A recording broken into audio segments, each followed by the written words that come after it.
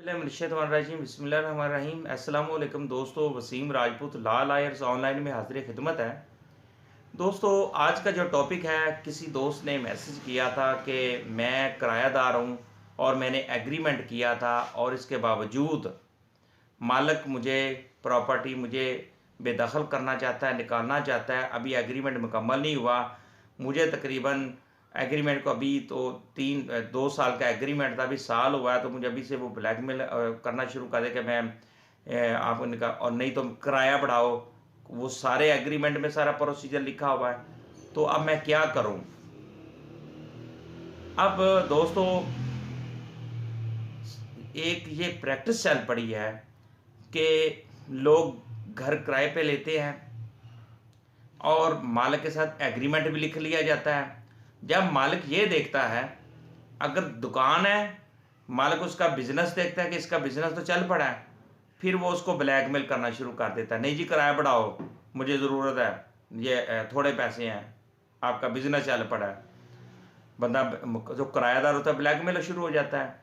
एक बंदा घर किराए पे लेता है, साल 2 साल का एग्रीमेंट लिखा जाता है। फिर क्या होता है, जब वो देखता है कि एक बंदा टोटली सेटल हो गया है, तो मालिक मकान क्या करता है, उस पर वो जोर देना शुरू करता है, नहीं नहीं वो जी किराया बढ़ाएं जी, किराया थोड़ा है। एक एग्रीमेंट लिख दिया गया है, प्रोसीजर लॉ लिख दिया गया है, उसके मुताबिक उसको चलना चाहिए। वो उसको भी ब्लैकमेल शुरू कर देता है, नहीं जी किराया बढ़ाओ जी, नहीं तो फिर फारग हो, तो ये है वो है। एक और चीज़, एक बंदा रेंट पे एक प्लॉट खाली लेता है, उसको कहता है जी मैं इसमें कंस्ट्रक्शन कर देता हूँ और उसका जो किराया होगा वो उसमें से वो माइनस होता रहेगा। तो 1 साल गुजरता है या 6 महीने गुजरते हैं, जब मालिक देखता है कि इस बंदे का तो बिजनेस चल पड़ा है, ये तो कामयाब हो गया है, फिर वो भी उसको मालिक जो होगा वो प्रॉपर्टी उसको ब्लैकमेल करता है, नहीं जी किराया बढ़ाओ जी, किराया थोड़ा है। तो आजकल के मुताबिक बहुत है। जिस वक्त उसकी प्रॉपर्टी खाली बेकार पड़ी थी, उस वक्त उसको ये चीज़ें नज़र नहीं आ रही थी। जब उस पे एक रेनोवेट कंस्ट्रक्शन होगी और उसने साथ ही वो फिर वो बंदा कहता है ठीक है जी, मैं आपकी प्रॉपर्टी छोड़ देता हूँ, मुझे कोई इतराज़ नहीं, मेरा इस पे जो पैसा लगा जो ऊपर लगा ये मेरा वापस कर दो। वो मालिक प्रॉपर्टी वो भी देने के लिए तैयार नहीं होता। तो वो फिर किरायादार हर तरफ से बेचारे जलीलो रसवा ही होते हैं। एक तरफ से उनका बिजनेस चल पड़े, फिर भी वो मालिक प्रॉपर्टी को तकलीफ शुरू हो जाती है। एक तरफ से एक बंदा बड़ी मुश्किल से सेटल होता है एक एरिया में, एक सिटी में, एक जगह पे, एक मोहल्ले गली मोहल्ले में, बाद में उसको भी ब्लैकमेल, नहीं जी किराया बढ़ाओ जी। तो इसमें परेशान होने की ज़रूरत नहीं। जो आपने एग्रीमेंट लिखा हुआ है, अगर वो मुकम्मल नहीं हुआ, कंप्लीट नहीं हुआ, उसमें लिखा जाता है कि अगर मालिक को कोई प्रॉब्लम है, कोई 2 महीने पहले नोटिस देगा।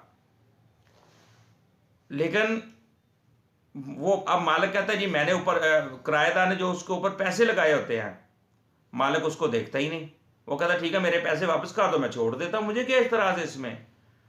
तो इसमें आपको परेशान होने की ज़रूरत नहीं।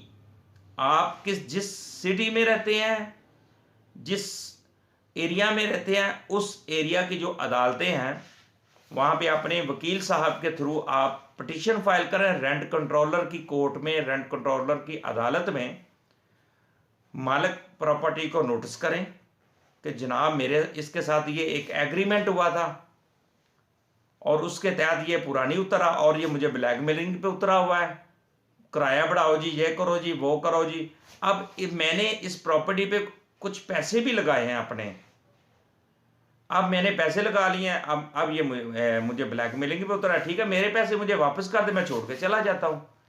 तो फिर आप अपने वकील साहब के थ्रू रेंट कंट्रोलर के पास केस करेंगे, पिटीशन फाइल करेंगे। उसमें आप अदालत को अपनी रुदात आपने वकील साहब के थ्रू बताएंगे और अदालत को जब सेटिस्फाइड हो जाएगी तो आपको एक स्टे ऑर्डर जारी कर दी, हुक्म इम्तनाही जारी कर देगी। और साथ ही मालिक प्रॉपर्टी जो है, जायदाद का जो मालिक है, मालिक मकान, मालिक दुकान या मालिक बिल्डिंग जो भी है, उसको नोटिस जाएगा वो फिर जो भी मुतलका डेट होगी उस डेट को वो फिर पेश होगा और उसने जो पिटीशन फाइल किया उसका वो जवाब देगा।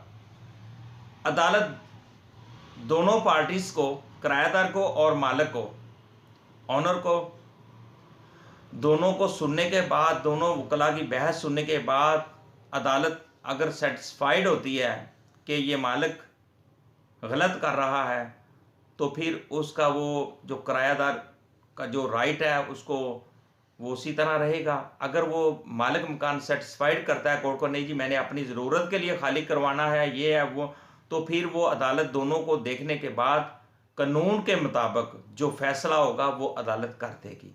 ये नहीं होगा कि वो किराएदार को छुट्टी करवा देगी या मालिक की छुट्टी करवा देगी। अदालत दोनों को सुनने के बाद जब एविडेंस, शहादत सब देखी जाती है उसके बाद ही अदालत नतीजे पर पहुंचेगी और मेरिट पे फैसला करेगी। हमारे इसमें प्रैक्टिस यही चल रही है कि जब मालिक देखते हैं तो वो किराएदार को, तो वो फिर उनको वो ब्लैकमेलिंग पे उतर आते हैं। तो यही चीज़ है ना। अब दोस्त ने ये कहा था कि मैं अब क्या करूँ, how to get stay order from rent controller on rented property, किरायादारी प्रॉपर्टी पर मैं किस तरीके से स्टे हासिल कर सकता हूँ। आप दोस्तों जो मैंने तरीकाकार बताया आप इस तरीके से स्टे ले सकते हैं, परेशान होने की कोई ज़रूरत नहीं। मुझे अपनी दुआओं में याद रखिएगा, जहाँ रहें सलामत रहें। और मेरे भाई जिसने ये सवाल किया था, उम्मीद है कि वो सेटिस्फाइड हो चुके होंगे। और इस लेक्चर को प्लीज़ इसको शेयर करें, इस तरह के और भी बेतहाशा बेचारे दोस्त परेशानी में घिरे हुए हैं, ताकि वो अपनी सेटिस्फाइड ये सुनकर अपनी प्रॉब्लम दूर कर सकें, कानून की हेल्प ले सकें। अस्सलाम वालेकुम।